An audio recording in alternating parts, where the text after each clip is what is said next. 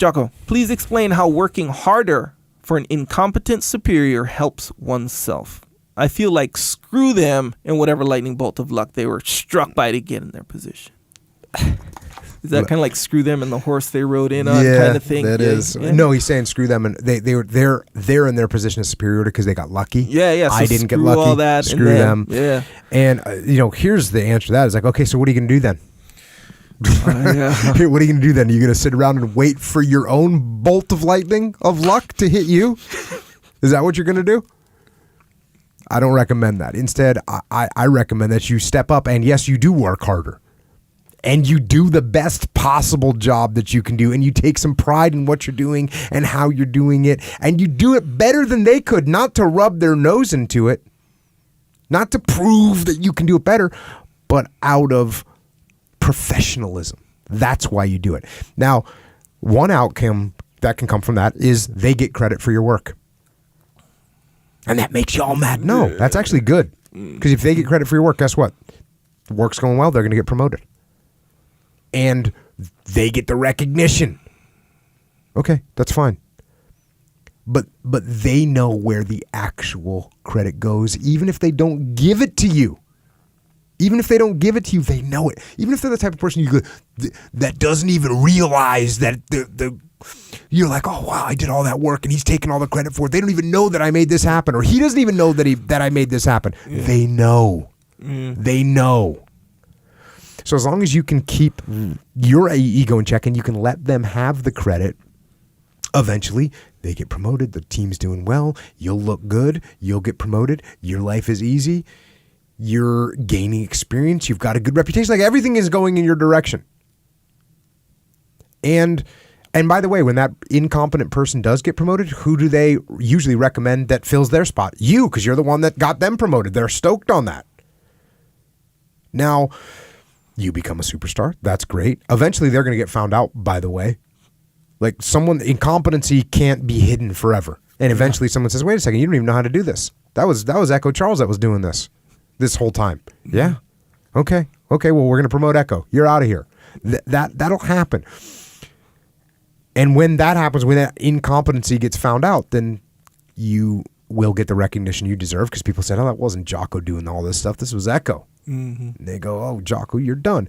So that's something can happen. Or another outcome that can happen is that they give you the credit that you're due, which is great. And you still get promoted. And you may get promoted above them, which is fine too. Or they might get promoted, which is fine. Stop worrying about it. So those two things, if you do a good job, eventually something good is going to come out of it. Whether it's you both get promoted, whether it's they get promoted above you, whether it's you get promoted above them, it doesn't matter. All those outcomes, or maybe it's just the team continues to do well and your job is stress free and you continue to perform and the division that you're in grows and you get a chance to promote because everyone's getting promoted. It's like all good stuff. Or you can be angry and you can be frustrated and you can blame your own bad luck and you can not work hard and you can not do a good job and you can be recognized as a slacker and you can get blamed by the incompetent boss when things do fall short. Because that's what the incompetent boss does. He doesn't step up and take ownership of it. He says, no, you know what? I would have done a better job, but Echo was slacking. That's the problem. Now Echo gets fired. And guess what? We hire someone else to come in and they start doing a good job. The boss is still going to look good and still get promoted. It's just that you lost your job. And by the way, you lost your job with a bad reputation. Now you can't even get a recommendation for a new job. Yep. So you lose. That's what's going to happen. Yeah.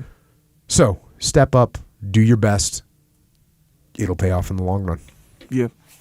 Funny how it's one of those things where if you can just flip the switch and see that, just that one little thing. And it's funny though too, the way these questions are framed, what they want to hear is like, no, you know what? If you got an incompetent boss, you don't help him out. You let him burn. Yeah. That's what you do. That's what people want to hear. But it's the easy answer and it's not the smart answer.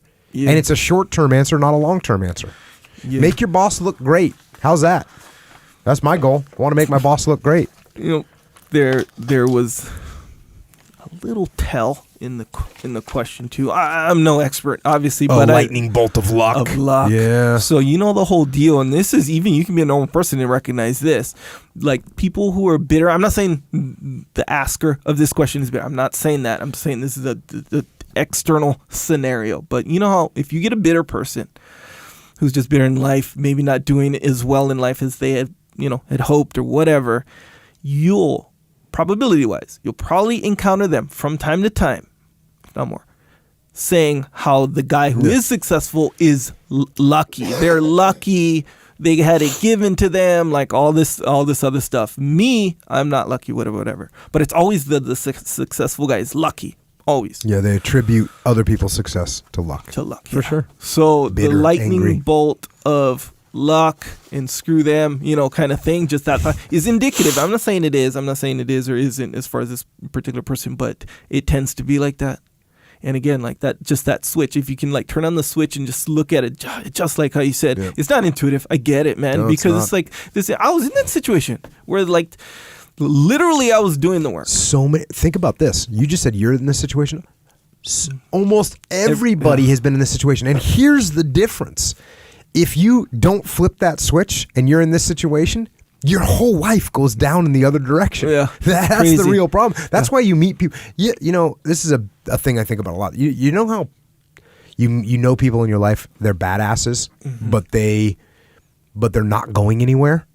Like you look at them and you go, man, this guy's smarter than me, and a better athlete than me, and a better speaker than me, but they're not going anywhere. And you know why? It's because at some point in their life, instead of saying, "Oh wow, that guy's lucky," that's what they do. At some point in their life, instead of saying, "Hey, that person worked to get in that situation, and I should do the same," instead of saying that, they say, "Oh, that person got lucky. Yeah, That's why they're there, and I'm down here." Yeah, I'm better than him. Yeah, you can't make the upward climb if you don't say, you know what, hey, that person might be a little luck there, but guess what? They're obviously working hard. They're obviously doing something right because I'm down here and they're up there. Yeah. How do I get up there? Yeah. The answer to get up there is not by tearing them down. The answer to get up there is by working hard. Yeah. Make them look good. The line you said, so, what are you going to do about it? Yeah, what are you going to do about it? That's the switch right there. Because, I mean, you deal with it with kids. Obviously, I have some young kids. And, same thing. Like, oh, this is how it is. Or this happened or whatever. Spilled milk. I don't know. Whatever. And, the kid's crying. That's all this stuff. It's like, okay, so what are you going to do about it? So you can cry. You totally can. And you can complain about how junk that is, that the milk got spilled or your toy broke or whatever the situation. Mm-hmm. Yeah, because that's all true. It's absolutely true. And go ahead, you can cry or whatever. But if that's what you're going to do about it, then okay, then that's what it's going to be. And that's all it's going to be. You're going to continue to cry. And you'll probably continue to cry next time it happens too. Or you clean up the milk, you fix your toy, whatever, whatever. What are you going to do about it? That's the whole thing, What are you going to do about it? It's interesting too. There's like just a known... The right answer seems really obvious when we talk about it right now, but not many people see that right answer. No. Most people want to just be mad at their boss and be frustrated and undermine them and not work hard so that they don't get any shine on them. It's like, okay, great. You're putting yourself in that barrel too. Yeah. Don't do it. It's crazy, man.